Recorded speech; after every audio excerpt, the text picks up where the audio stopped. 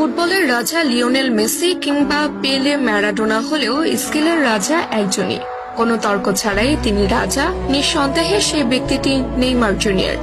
বল পায়ে রাজত্ব কায়েম করা নেইমার আবারও আলোচনায় এসেছেন তার স্কিল শো করে।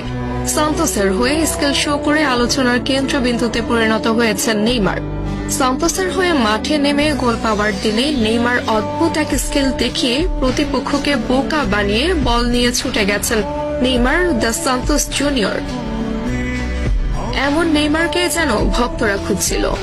goal.com-এর প্রকাশিত এক শর্ট ভিডিওতে দেখা যায় লং বল রিসিভ করে নেইমার লাফিয়ে উঠে প্রতিপক্ষের বানানো বল নিজের বুকে নিয়ে গ্রাউন্ডে টাচ করিয়ে পায়ের কারুকাজে প্রতিপক্ষের প্লেয়ারের মাথার উপর দিয়ে বল ঘুরিয়ে নিয়ে আসেন নেইমার। তা দেখে অবাক বনে যান মাঠে উপস্থিতরত ব্যক্তিরা। একজন ফুটবলার কতটা পারদর্শী হলে অন টাইমে এমন স্কিল শো করতে পারেন সেটি যেন আলোচনার বিষয়।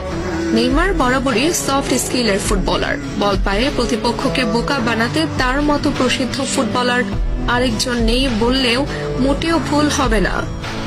তবে এমন স্কিল ফুটবলারের সার্ভিস সান্তোস কতদিন নিতে পারবে সেটি মূল প্রশ্ন।